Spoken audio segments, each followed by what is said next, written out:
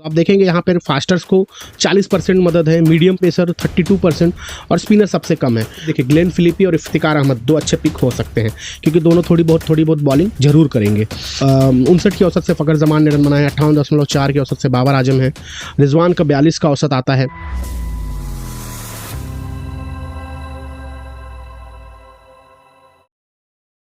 Hello all the cricket lovers, आप सभी का एक बार फिर से स्वागत है आपके अपने यूट्यूब चैनल द क्रिकेट दंगल में। जैसा कि आप सब जानते हैं कि न्यूजीलैंड और पाकिस्तान का मैच हमेशा ही इंटरेस्टिंग होता है और यहाँ पर तो ये लगभग एक आप ये कह सकते हैं कि वर्चुअल क्वार्टर फाइनल है, क्योंकि इस मैच में जो जीतेगा वो सेमीफाइनल की तरफ अपने कदम को और मजबूत करेगा। हालांकि न्यूजीलैंड के पास एक मैच श्रीलंका से बचा हुआ रहेगा और पाकिस्तान के पास एक मैच इंग्लैंड से बचा हुआ रहेगा। इंग्लैंड कोशिश करेगी कि उन्हें भी अब चैंपियंस ट्रॉफी के लिए अपने आप को नॉमिनेट करना है, तो उन्हें भी बाकी के बचे हुए मैचों में से कम 2 मैचेस जीत के या फिर देखना होगा कि बाकी टीम कैसा खेली है, तो उतने मैच उन्हें जीतकर उन्हें चैंपियंस ट्रॉफी में अपनी जगह बचानी होगी। तो इंग्लैंड भी भूखे शेर की तरह वापस आएगी। तो ऐसे में पाकिस्तान ऑस्ट्रेलिया के साथ उनके मैचेस बचे हुए वो काफ़ी इंटरेस्टिंग मैच हो सकते हैं। तो चलिए मैं आपको बताऊंगा कि ये जो मैच पाकिस्तान और न्यूजीलैंड का एक क्वार्टर फाइनल आप कह सकते हो होने वाला है, यहाँ पे अगर न्यूजीलैंड जीत जाएगी तो पाकिस्तान पक्का बाहर हो जाएगी, और वहीं अगर पाकिस्तान जीत जाएगी तो फिर निगाहें रहेंगी जो अंतिम मैच रहेगा लीग मैच दोनों टीमों का, उसके ऊपर। रन रेट में थोड़ा सा आगे है अभी भी न्यूजीलैंड, बट हालांकि अफ्रीका के साथ हारने के बाद उनके रन रेट में काफ़ी गिरावट आई है, बट फिर भी अभी भी पॉजिटिव है। तो ऐसे में मैं आपको बताऊंगा कि ये मैच जो होने वाला है बेंगलुरु में होने वाला है। एक हाई स्कोरिंग ग्राउंड होता है, लेकिन ये जो थोड़ा सा प्रेशर भरा मैच होगा, तो इसमें मैं आपको बताऊंगा कि कौन सी टीम आपको पिक करनी है, कौन कैसा खेलेगा। तो अब चैनल पर बने रहें। वीडियो अगर पसंद आएगी तो प्लीज़ लाइक और शेयर करना, और नए हो तो चैनल को सब्सक्राइब भी करना। तो चलिए सबसे पहले मैं आपको दिखाऊंगा कि ये जो मैच है, ग्राउंड थोड़ा सा फटाफट में दिखा देता हूं आपको।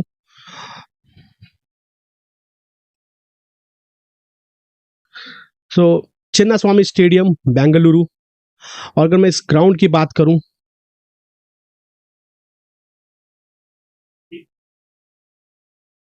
तो यहां पर आप देख सकते हैं ग्राउंड की जो स्क्वायर बाउंड्रीज है, मैं थोड़ा सा आपको बताना चाहूंगा अच्छे से। तो स्क्वायर बाउंड्रीज अगर समझिए यहाँ पे खेल रहे हैं, या यहाँ पे मान लीजिए, तो अगर यहाँ पे खेल रहे हैं तो स्क्वायर बाउंड्रीज काफ़ी छोटी हो जाती है, मतलब 55 से 60 मीटर के रेंज में आ जाती है, और पुल करना बहुत ही आसान हो जाएगा। और स्ट्रेट बाउंड्री भी अगर मैं दिखाऊं आपको तो ज़्यादा नहीं है, 60 से 65 मीटर। तो ग्राउंड भी छोटा है और बल्लेबाजी के लिए काफ़ी अनुकूल है। तो यहाँ पर जो स्कोर है वो ऑन एन एवरेज पिछले कुछ मैचेस जो पिछले यहाँ पर जो मैचेस हुए पिछले वर्ल्ड कप से लेकर अब तक 3 मैचेस हुए हैं, तो मैं दिखाऊंगा कि वो ग्राउंड कैसा खेलता है। और यहाँ पर देखिए अगर कोई पुल ज़्यादा मारता है, फॉर एग्जांपल मैं ग्लेन फिलिपी की बात कर लूँ, फ़खर जमान हालांकि फुल रेंज शॉट खेलते हैं, पुल भी अच्छा खेलते हैं, बट फुल रेंज शॉट अच्छा खेलते हैं। उसके साथ में अगर नाम ले लूँ और भी पुल मारने वाले, जैसे कि हालांकि ग्राउंड छोटा है तो इफ्तिकार भी सीधा भी मार के छक्का आसानी के साथ क्रॉस कर सकते हैं। फिर उसके बाद में अगर बात करूं न्यूजीलैंड में ही बात कर लूं तो डैरल मिचेल अच्छा कर सकते हैं। यहाँ पर कॉनवे अगर चलते हैं तो यहाँ पे मैच वन साइडेड हो सकता है, लेकिन पाकिस्तान भी फॉर्म में है और पाकिस्तान का रिकॉर्ड काफ़ी अच्छा रहा है न्यूजीलैंड के साथ, तो ये मैच काफ़ी रोमांचक होने वाला है। तो चलिए इस ग्राउंड की मैं पहले बात कर लेता हूं। तो इस ग्राउंड पे मैं अगर बात करूं आपसे तो कुल 3 मैचेस हुए पिछले वर्ल्ड कप से, आप कहे अब तक या फिर कहे आप पिछले टोटल 3 मैचेस का अगर मैं लेखा जोखा, तो हालांकि यहाँ पर आप देख सकते हैं जो एक मैच इंग्लैंड 155 या 56 पर ऑल आउट हुई थी, उसकी वजह से ही ये एवरेज स्कोर 270 है। बट ये कम से कम 330 रन कोई भी टीम अगर पहले बैटिंग करती है उसको इतना बनाना होगा, क्योंकि यहाँ पर देखिए चेज भी हो जाता है। तो 67%, आई मीन 2 मैचेस चेज करते हुए और एक मैच पहले बैटिंग करने के बाद आई। तो ये ऑस्ट्रेलिया का आपको मैच याद होगा, ऑस्ट्रेलिया ने 367 पाकिस्तान के खिलाफ बनाया था। हालांकि पाकिस्तान की शुरुआत अच्छी थी पर उसको भुना नहीं पाए थे और 305 या 7 पे ऑल आउट हो गए थे। तो ये 60-62 रन की जो 62 रन की शायद विक्ट्री आई थी ऑस्ट्रेलिया के साथ। तो पाकिस्तान यहाँ पर ऑलरेडी मैच खेल चुका है, बट जैसा कि मैंने कहा यहाँ पर जो बल्लेबाज ताबड़तोड़ खेलेगा, शुरुआत में आपको कम से कम पावर प्ले में अच्छा खेलना होगा, तो आप एक मजबूत स्थिति में आ सकते हैं, क्योंकि बाद में बैटिंग करना थोड़ा सा यहाँ पे डिफिकल्ट हो जाता है। लाइक बॉल थोड़ी पुरानी होगी तो लास्ट के जो 15-20 ओवर में उसमें कवर अप नहीं हो पाता है। तो इसके लिए आपको थोड़ा सा तेज खेलना होगा। अगर जैसे कि 6 की बजाय 7 के औसत से खेले शुरू के 20 ओवर में, तो बहुत ही अच्छा होगा। और बाकी तो उस दिन विकेट कैसा खेलेगा उसके ऊपर भी डिपेंडेंसी रहेगी। तो जैसे मैंने कहा चेस भी यहाँ पर हो जाता है, तो दोनों टीमों को मौका है। यहाँ पर डेविड वार्नर सबसे ज़्यादा रन बना चुके हैं, और विकेट की बात करूँ तो एडम जंपा और शाहिन शाह अफरीदी, तो उन्होंने 5 विकेटें ली थी, आपको याद होगा, बट वो विकेटें थोड़ा सा देरी से आई थी, तो शुरुआत में झटके देना बहुत ज़्यादा इंपॉर्टेंट है। अब वैसे ही मैं बात करूँ तो देखिए आप टॉप बैटर देख सकते हैं, Smith, Mitchell Marsh, Rohit Sharma, Virat Kohli. और अगर मैं बॉलर की बात करूँ तो एडम जंपा है। एडम जंपा जो है, ये वो एक ऐसी बॉलर है कि उनको पिच की जरूरत नहीं होती, वो कहीं भी विकेट ले सकते हैं। शाहिन शाह अफरीदी ऑलरेडी 5 विकेट हैं, शामी है, हरीश राउफ है, और अगर मैं लास्ट का बॉलर बात करूँ तो लहिरू कुमार है। तो एक जैम्पा को छोड़ दिया तो बाकी सारे फास्टर्स है। तो आप देखेंगे यहाँ पर फास्टर्स को 40% मदद है, मीडियम पेसर 32% और स्पिनर सबसे कम है। बट क्वालिटी स्पिनर अगर जैसे यहाँ पे मैं बात करूंगा तो सैंटनर विकेट ले सकते हैं आपके। वैसे ही पाकिस्तान में तो मतलब अभी कोई उतना क्वालिटी स्पिनर इस वर्ल्ड कप में तो अच्छा नहीं डाले हैं, बट एक आधा स्पिनर आप ले सकते हैं। या फिर देखिए ग्लेन फिलिपी और इफ्तिकार अहमद 2 अच्छे पिक हो सकते हैं, क्योंकि दोनों थोड़ी बहुत बॉलिंग जरूर करेंगे। और एवरेज विकेट आप देखेंगे तो पहले बैटिंग करते वक्त ज़्यादा जाता है, सेकंड बैटिंग करते वक्त कम जाता है। तो बॉलर्स को आप जो टीम चेज करेगी उसके बॉलर्स ले सकते हो। हालांकि 2 मैच चेज हुआ था, इसके लिए शायद ये 5 विकेट होगा, बट हो सकता है कि 8-8, 9-9 विकेट दोनों पारियों में आपको देखने को मिल जाए। तो कम से कम 15 विकेट तो इस मैच में जाएंगे। तो बॉलर्स आपके मेन बॉलर्स तो पक्का रखें, मैं बताऊंगा आपको। और यहाँ पर आप देखेंगे तो 251 से 300 एक बार, 300 से अधिक एक बार, और 200 से कम ये इंग्लैंड का टोटल था। अगर उसको छोड़ दे तो 300 से अधिक ही रन बनना चाहिए, एक अच्छा टोटल होगा। अब मैं अगर आगे चलूँ, अब मैं आपको हेड टू हेड दिखाता हूँ कि भाई जो पाकिस्तान और न्यूजीलैंड के आज तक जो हेड टू हेड मैचेस हुए हैं उसमें किसका पलड़ा भारी रहा है। वैसा तो आप सभी को पता होगा कि पाकिस्तान काफ़ी आगे रहेगी, लेकिन फिर भी न्यूजीलैंड,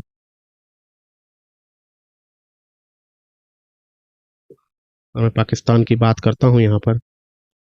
पिछले वर्ल्ड कप से लेकर अब तक बात करूँ तो कुल देखिए अब 9 मैचेस हुए हैं, और यहाँ पर अगर आप देखेंगे तो न्यूजीलैंड ने सिर्फ 3 जीते हैं, पाकिस्तान ने 6 मैचेस जीते हैं। तो अगर मैं ओवरऑल इस सीरीज की बात करूं या ओवरऑल 9 मैचेस की बात करूं तो फकर जमान एक अच्छे पिक हो सकते हैं आपका। नसीम शाह ने 13 विकेटें ली है, तो हालांकि नसीम शाह तो है नहीं।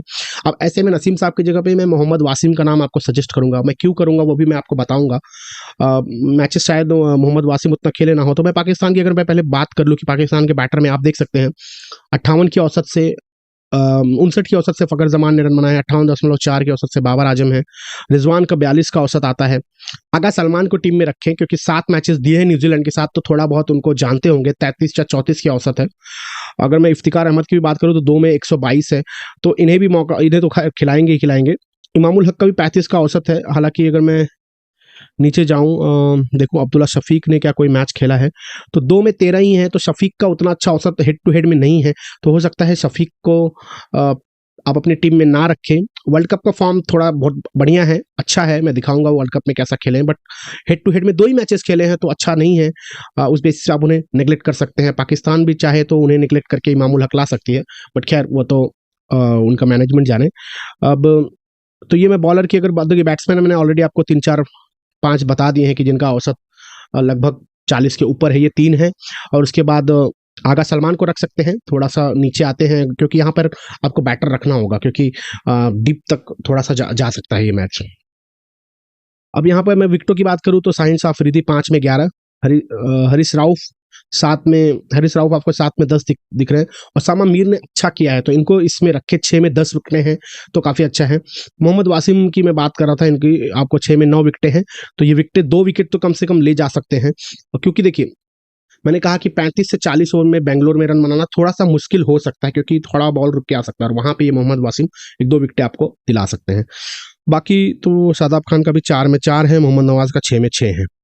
तो ये तो पाकिस्तान की तरफ से था। अब मैं न्यूजीलैंड की तरफ से बता दूं तो डैरल मिचेल नंबर 1 पर है, 52 की औसत है। टॉम लैथम की 38 की औसत है, विल यंग की 48 की औसत है, और केन विलियमसन शायद ना खेलें, लेकिन खेलना देखेंगे अब वो कब खेलते हैं, लेकिन 51 की औसत उनकी भी है। डिवॉन कॉनवे हालांकि वर्ल्ड कप का शुरुआत काफ़ी अच्छा किया था, बट उसके बाद काफ़ी फ्लॉप हुए हैं, बट इनकी औसत 51 की है, तो हो सकता है ये यहाँ पर अच्छा करके जाए। जिमी नीशम की अगर मैं बात करूँ तो इनकी भी अच्छी औसत है, 42 के करीब की औसत है। तो देखिए यहाँ पर जरूरत पड़ने वाली है सभी बल्लेबाजों की। चैपमैन की 23 की है, फिलिपी की मैं बात कर रहा था, देखिए 34 की औसत है, और बॉलिंग करेंगे अगर एक आधा विकेट लेते हैं तो एक इम्पैक्ट प्लेयर आपके ये जरूर बन सकते हैं, जैसे कि मैंने इफ्तिकार की बात की थी। और मैं बॉलिंग की बात करूँ तो टीम सऊदी पक्का खेलेंगे, 3 में 6 है, मैट हेनरी 6 में 8 है। अब देखना होगा कि ये खेलते हैं या नहीं। शोदी को यहाँ पर लाने का कोई चांस नहीं है, ना लाए तो भी ठीक है। खैर वो देखेंगे। उसके बाद लॉकी फर्ग्यूसन 4 में 4 है। रचिन रविंद्र 3 में 4 है। रचिन रविंद्र ने 2 ही या 3 मैचेस खेले हैं। अगर मैं ग्लेन फिलिपी की बात करूँ तो 2 में 2 है, तो ग्लेन फिलिपी को ये मौका आप दे सकते हैं। अब मैं वैसे नीचे जाऊँ तो सैंटनर के काफ़ी ख़राब है। सैंटनर का ज़्यादा विकेट ले नहीं पाते पाकिस्तान के खिलाफ। यही इसीलिए होता है कि न्यूजीलैंड मैच हार जाती है। अगर सैंटनर 2-3 विकेट लेके जाए तो डेफिनेटली न्यूजीलैंड ये मैच पाकिस्तान से जीत सकती है। और वैसे ही मैं बात करूं, अगर ट्रेंट बोल्ट हालांकि एक ही मैच खेले हैं, बीच में उनके कॉन्ट्रैक्ट थे नहीं, तो उस दौरान एक ही मैच खेला और एक विकेट लिए। But Trent Boult, Tim Southee, अपनी टीम में आप जरूर ये पिक दोनों रख सकते हैं। चलिए मैं आपको थोड़ा सा दिखा देता हूं कि ये 2 टीमें हैं जो इनके बैटर्स इस वर्ल्ड कप में कैसे चले हैं। उसकी बेस पे अगर अपनी टीम पिक करना चाहें, न्यूजीलैंड, पाकिस्तान, और मैं आपको वर्ल्ड कप की थोड़ी सी इनकी जर्नी दिखा दूंगा, माफ करना। तो अगर मैं वर्ल्ड कप की बात कर लूं यहाँ पर, वर्ल्ड कप 2023, तो देखिए रचिन रविंद्र आपके टॉप बैटर रहे हैं। अगर मैं इनकी कुछ इनिंग्स की बात करूं तो देखो, एक शतक आया, फिर हाफ शतक आया, और उसके बाद एक और हाफ शतक और एक शतक आ चुका है। तो 9 रन के बाद इन्होंने 32 रन बनाया था। अगर देखिए इनका 9 के बाद आप देख सकते हैं यहाँ पे एक 9 रन यहाँ पे ऑलरेडी बनाया हुआ है, फिर एक 9 रन और आ गया, उसके बाद इनका 32 है। अब इधर जाएंगे या इधर जाएंगे भगवान जाने, लेकिन एक अच्छे पिक हो सकते हैं आपके मोहम्मद रिजवान। 7 मैचों में 359 रन, ये भी एक अच्छे पिक हो सकते हैं आपके। हालांकि एक शतक के बाद इनकी कुछ इनिंग्स आई है, एक भी हाफ शतक नहीं आया है। 49 रन की एक पारी आई थी, फिर एक 46 की आई है। उसके साथ ही मैं अगर बात करूं डैरिल मिचेल की, 6 मैचों में 130, लेकिन पाकिस्तान के साथ इनका काफ़ी अच्छा औसत रहता है। एक शतक बीच में आ चुका है यहाँ पर देखिए, तो अब एक हाफ शतक भी था। एक अच्छा, मुझे लग रहा है कि एक अच्छा स्कोर ये बना सकते हैं यहाँ पर। अब्दुल्ला शफीक की मैं बात करूँ तो 55 की एवरेज से इस वर्ल्ड कप में खेले हैं और 6 मैचों में 332 रन है। डिवॉन कॉनवे की पहला ही मैच इनका अच्छा आया था, उसके बाद से देखिए तो एक भी 50 नहीं आई है और काफ़ी स्कोर गिरते ही गया है। बाबर आजम भी अपनी बैट बल्लेबाजी का अनुकूल खेले नहीं, सिर्फ 30 की औसत है उनकी इस वर्ल्ड कप में। हालांकि पिछले 4 वर्षों में उनकी औसत लगभग 59-60 की है, तो उसका आधा ही आला है। इसकी वजह से बाबर आजम मतलब ये कह सकते हैं कि पाकिस्तान ने मैचेस भी काफ़ी हारे हैं। तो शकील अच्छा खेले हैं, 6 मैचों में 212 रन। विलियम की बात करूँ तो 6 मैचों में 206 रन। तो इस तरीके से आप देख सकते हैं कि भाई ग्लेन फिलिपी भी जैसे मेरे पिक रहेंगे, मैंने कहा है 8 मैचों में 186, 37 की औसत से रन बनाए हैं। तो अगर मैं बात करूं तो ये बैटर्स थे आपके इस वर्ल्ड कप के लिए पाकिस्तान और न्यूजीलैंड की तरफ से। तो इसको आप आसानी से देख के, पॉज करके, आराम से समझ के आप अपनी टीम बना सकते हैं। और अगर मैं दूसरे वही बॉलर्स की बात कर लूँ इस वर्ल्ड कप में, तो आप देख सकते हैं शाहिन शाह अफरीदी हैं, 7 मैचों में 16 विकेट। मिचेल सैंटनर है 7 में 14, 7 में 12। हरीश राव भी आ चुके हैं। न्यूजीलैंड के मैट हेनरी 7 में 11, 7 में 10। Trent Boult. तो न्यूजीलैंड के आपको ज़्यादा नाम दिख रहे हैं। हसन अली 5 में 8 है। लॉकी फर्गूसन 5 में 8, 8 में 6 ग्लेन फिलिपी। स्पिनर देखिए पाकिस्तान का कोई नहीं दिख रहा होगा आपको। मोहम्मद वासिम जूनियर ने 2 में ही 5 लिए हैं और 2 विकेट आने ही वाला है, मुझे ऐसा ही ये लग रहा है। उसामा मीर 4 में 4। तो आप देखेंगे कि न्यूजीलैंड का स्पिनर दूसरे पे था और पाकिस्तान का जो पहला स्पिनर आ रहा है वो 10वें नंबर पे आ रहा है। तो इस तरीके से आप देख सकते हैं कि ये विकेटें या फिर ये जो टीम्स ने विकेटें ली हैं वो इस तरीके से पाकिस्तान और न्यूजीलैंड के इस वर्ल्ड कप में परफॉर्मेंस आया। अगर मैं बात करूं पिछले कुछ वर्षों की, इस वर्ल्ड कप की बात नहीं करूं, मैं दोनों टीमों की बात करूं कि भाई पिछले कुछ वर्षों में, 4 वर्षों में, पिछले वर्ल्ड कप से लेकर अब तक कैसा परफॉर्मेंस आया, तो आप फिर भी देख सकते हैं शाहिन शाह अफरीदी और हरीश राव रहेंगे ही। ट्रेंट बोल्ट हैं, मैट हेनरी हैं, लॉकी फर्गूसन हैं और मिचेल सैंटनर है। तो इस तरीके से आप देख सकते हैं ये परफॉर्मेंस आई हुई है। जो वर्ल्ड कप में खेल रहे हैं उसकी आपको तस्वीर यहाँ दिखेगी और जो वर्ल्ड कप में नहीं खेल रहे हैं वहाँ पे तस्वीर नहीं दिखेगी। तो ये इस तरीके से कुछ बॉलर्स हैं, पिछले 4 सालों का परफॉर्मेंस मैंने आपको दिखा दिया है। वैसे ही अगर बैटर्स की बात कर लो तो पाकिस्तान के 3 बैटर्स टॉप पे हैं जो पाकिस्तान की आन बान शान हुआ करते हैं।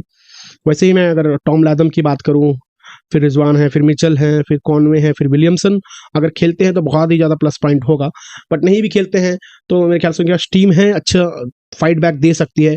अब देखना होगा कि भाई उस प्रेशर भरे मुकाबले में जो अपने आप को साबित कर पाएगा वही मैच जीत पाएगा। तो ये कुछ पिछले 4 सालों की परफॉर्मेंस आई है।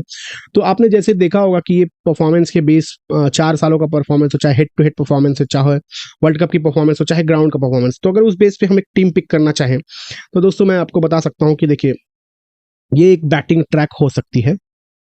तो रन बन सकते हैं, यहाँ पे रन बनने ही चाहिए, मैच काफी इंटरेस्टिंग होगा अगर पहले बल्लेबाजी कोई भी करे। अब मैं आपको पहले एक ऐसे प्लेयर्स लिखता हूँ कि जो गेम को कभी भी बदल सकते हैं। तो ग्लेन फिलिपी मेरे लिए आएंगे, इफ्तिकार आएंगे मेरे लिए, ठीक है। और अगर मैं बात करूं तो डैरिल मिचेल, देखिए सबका औसत जिसका अच्छा है, अगर आप देखोगे बाबर, फकर, औसत के मामले में मैं बात करूं, और मैं अगर बॉलर की बात करूं तो मोहम्मद वासिम, शाहीन तो रहेंगे ही रहेंगे चाहे कुछ भी हो जाए, और बोल्ट, और आपके सऊदी। तो एकदम सिंपल टीम है ये। रिजवान, कॉनवे का भी औसत 50 का है इनका। तो ये कुछ एक सिंपल सी टीम है, मतलब इसमें से आप देख सकते हो कि 12-13 प्लेयर्स में से 11 प्लेयर्स आपको पिक करने हैं। और कैप्टन, अगर वाइस कैप्टन की मैं बात करूं तो देखिए, एक तो फक्कर के ऊपर जा सकते हैं, पिछला मैच अच्छा खेला था। अगर जल्दबाजी नहीं करते हैं, थोड़ा सा रिलैक्स होकर खेले, तो ये अच्छा रन बना सकते हैं। एक लंबा 90-95 ऐसे रन कुछ बना सकते हैं, या फिर उसके ऊपर भी जा सकते हैं। लेकिन थोड़ा सा मतलब रुक के खेलना होगा, ये नहीं कि हर बॉल पे चौका छक्का मारने जाए, क्योंकि ग्राउंड छोटा है, उसके लालच में आके नहीं फंसना है। उसके बाद देखिए, मिचेल को भी आप वाइस कैप्टन रख सकते हैं, या फिर अगर मैं बॉलर्स की बात करूं तो देखिए, अगर ऑलराउंडर पे जाए तो ग्लेन फिलिप ही आपके वाइस कैप्टन का दावेदार हो सकते हैं, या फिर शाहीन को वाइस कैप्टन का आप दावेदार रख सकते हो। तो इस तरीके से एक टीम बना सकते हो। अब एक टीम, तो ये तो मैं हेड टू हेड के ऊपर बता दिया हूँ कि भाई हेड टू हेड जो मैचेस आते हैं, अगर विलियमसन आते हैं तो डेफिनेटली आप विलियमसन को भी ले सकते हो, कि उनकी भी औसत 51 की है आपस में जब भी लोग मैच खेलते हैं। तो उसके बाद विलियम की भी बात करूं तो मेरे इम्पैक्ट प्लेयर विलियम को मैं रख सकता हूं, क्योंकि उनकी औसत जो है 48 की है पाकिस्तान के साथ, तो एक अच्छा औसत है।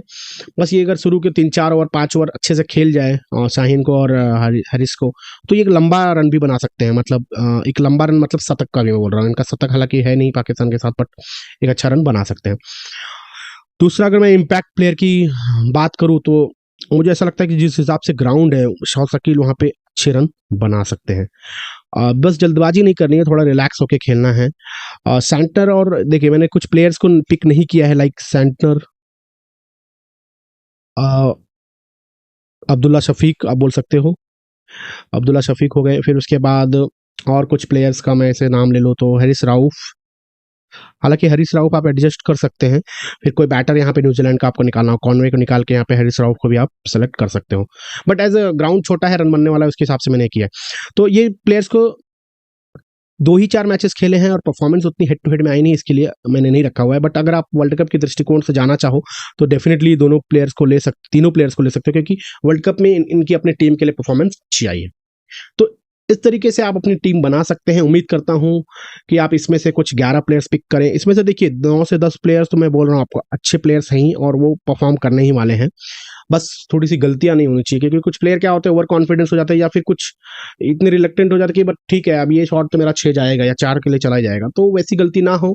और या फिर जो प्लेयर का नाम नहीं लिखा है मैंने, वो भी परफॉर्म कर सकता है अगर सामने वाली टीम कुछ फील्डिंग या कैचिंग में मिस्टेक कर दे तो।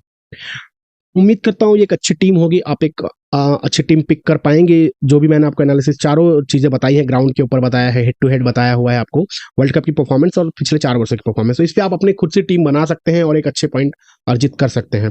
तो अगर ये वीडियो पसंद आई हो दोस्तों, लाइक और शेयर करो जरूर करें, और सब्सक्राइब करना ना भूलें दोस्तों, प्लीज सब्सक्राइब करें चैनल को। मिलेंगे आपसे नए वीडियो में, तब तक के लिए धन्यवाद।